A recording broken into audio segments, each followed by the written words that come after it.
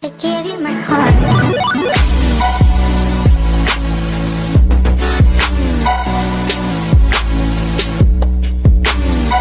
El amigo Greymar Morillo, un gran saludo desde acá y Huesca, punto fijo por acá. Vamos a hacer una explicación hoy a los menús y submenús interesantes del equipo USB 36.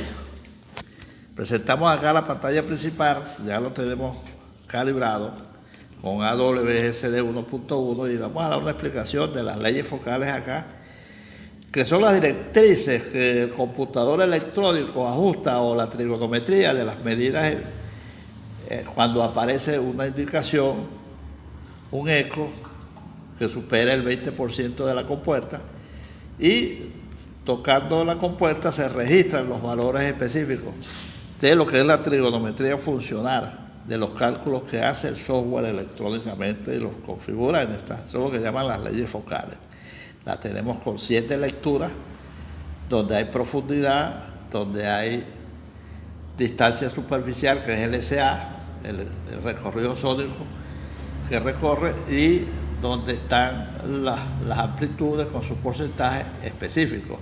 Las principales reflexiones de una discontinuidad que son trigonométricamente focalizadas y registradas en este ambiente. Aquí tenemos el rango, que el rango es la división, el rango que vamos a utilizar del recorrido de un ajuste de una inspección entre 4 pulgadas, 100 milímetros o 250 milésimas de pulgada, que son las 10 pulgadas específicamente. Si la hacemos con 250 milésimas de pulgada, equivalente a 250 milímetros, eso equivale a que cada división, que está dividida en 10 partes, equivale a 1 pulgada, 2 pulgadas, 3 pulgadas. Esta es la cuarta división, representa las 4 pulgadas, la quinta, las 5 pulgadas, los 127 milímetros, y así sucesivamente. Donde vaya apareciendo el eco de aproximación, nosotros podemos identificar la profundidad, a la distancia a la que se encuentre la amplitud o la indicación proyectada o reflejada a través de la pantalla que nos da la reflexión.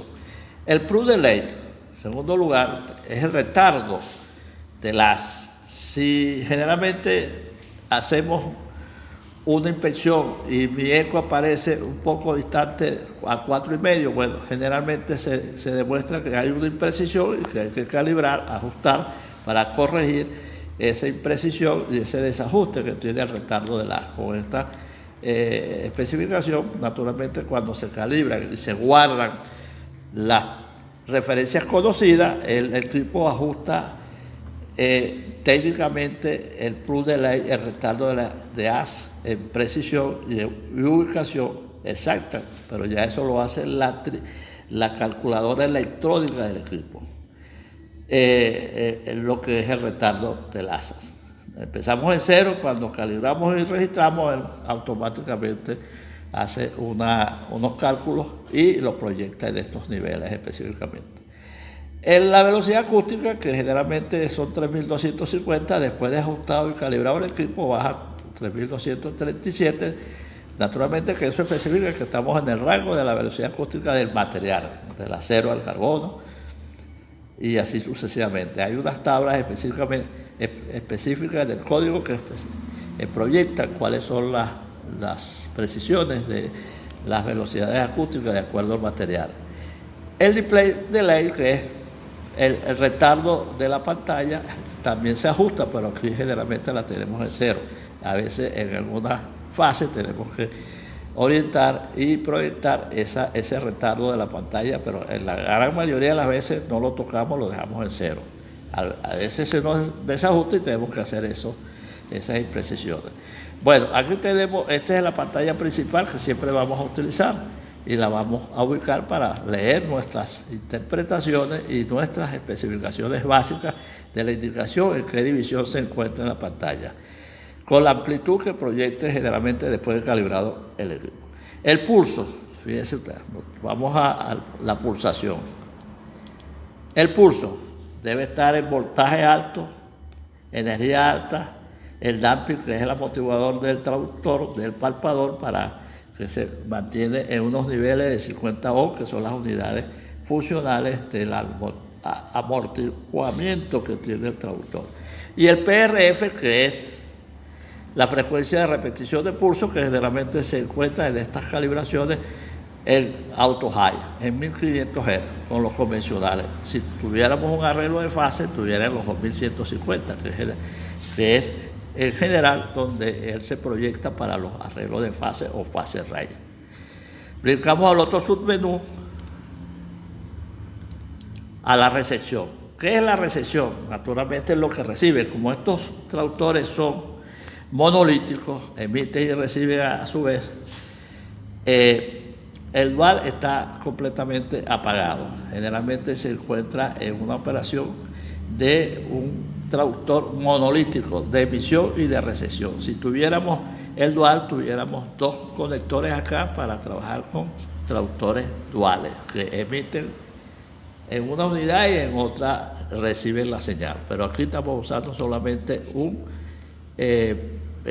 traductor monolítico, monocristal, de manera que emite y a su vez recibe. Vamos al otro submenú de el dual apagado y el rechazo en cero.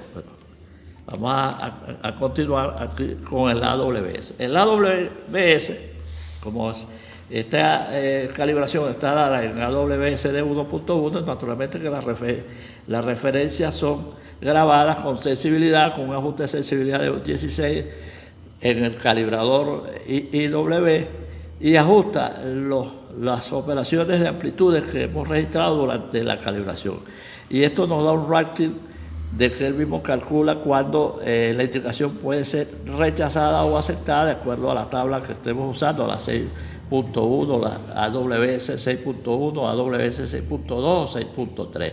Leemos y nos da un rating de cuando se clasifica una indicación en clase A o clase B o clase C o clase D. Las clases A, que son positivas, generalmente siempre nos recomienda rechazar esa fase allí. Es una discontinuidad rechazada por ser categoría clase A positiva.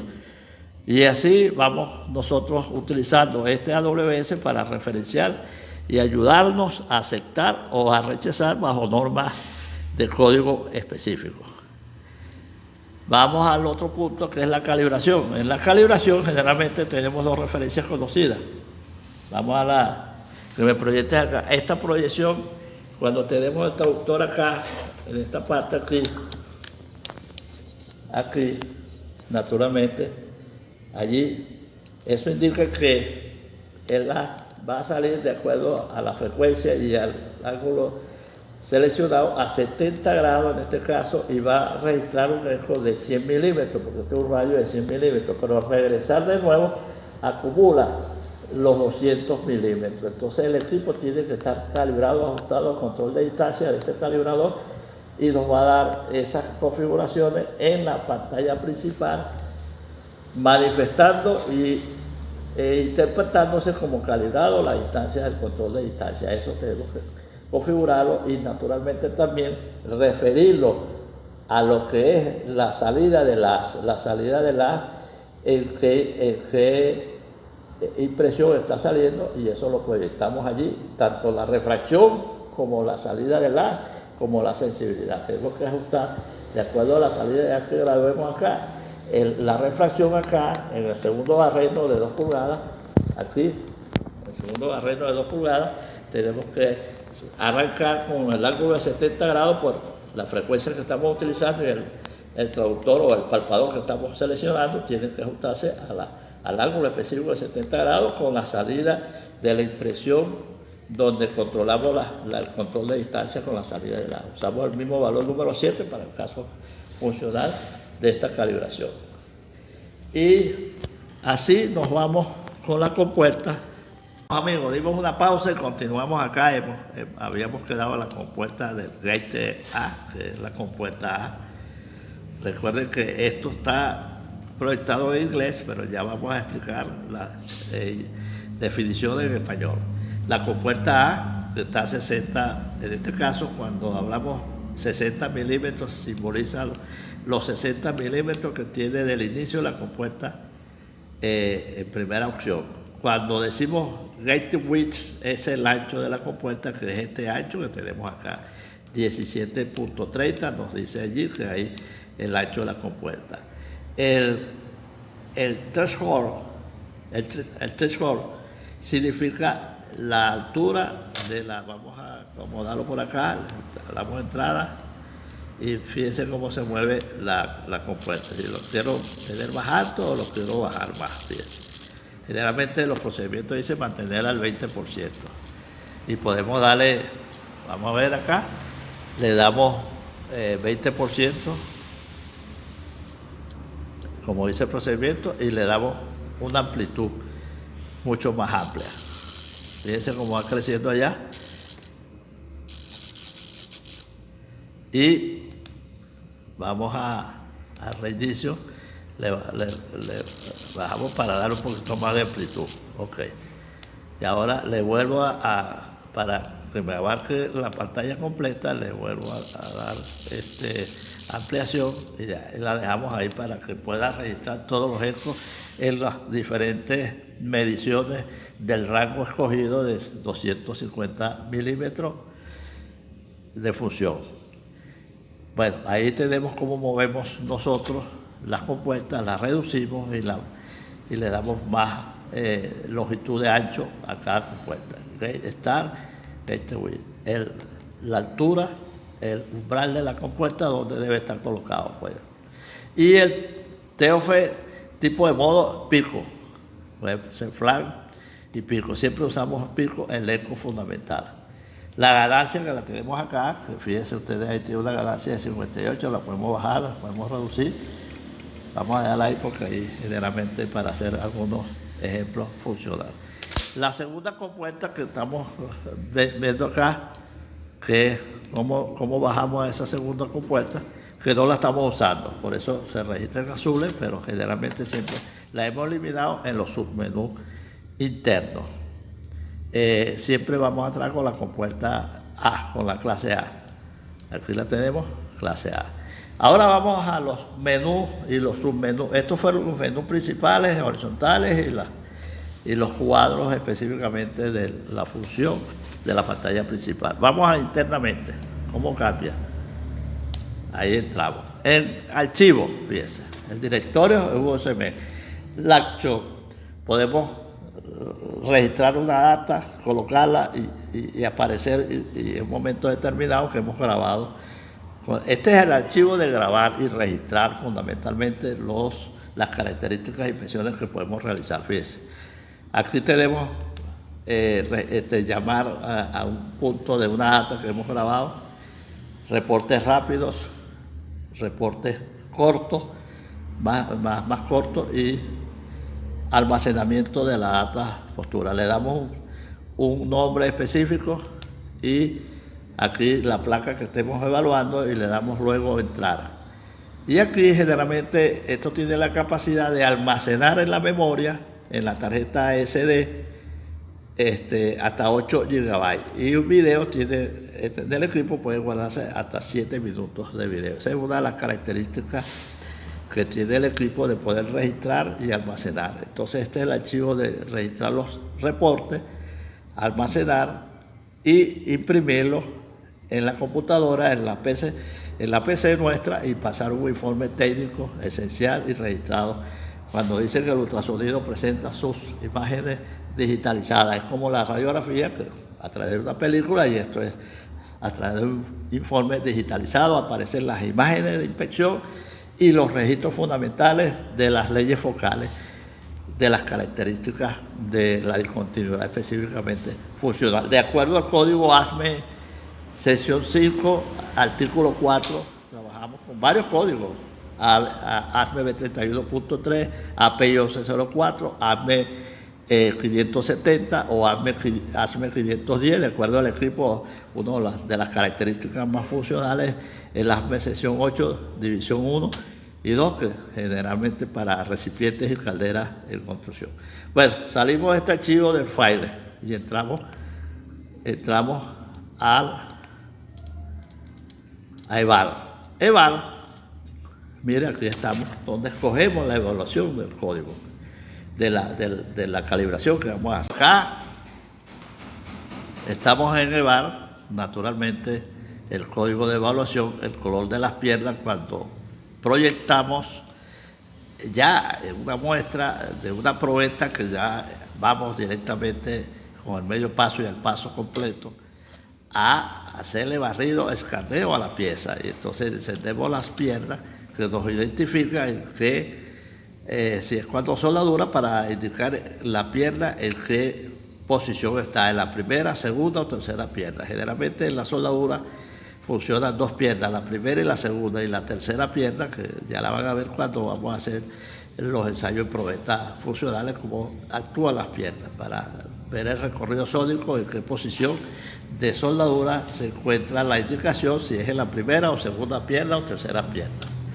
Aquí es la magnificación de la compuerta, que siempre se configura el gate A, que es la compuerta A que estamos utilizando. Y la ampliación de ganancia de tiempo, eso siempre va a estar apagado. Esto no lo utilizamos en función. Siempre aparece apagado porque con la magnificación de la compuerta aquí funciona perfectamente bien. El ángulo de proyección que estamos seleccionando, en este caso 70 grados, si vamos a hacer de 60 o de 45, este es el convencional. Este no es el arreglo de fase, que generalmente es una de las ventajas que tiene el arreglo de fase, que es la multiplicidad de ángulos que encierra un traductor, un arreglo de un palpador de fase RAI de ultrasonidos avanzados, que es la diferencia que tiene, pero con un convencional. El convencional hace lo mismo que hace el arreglo de fase, lo único que es un solo haz directamente.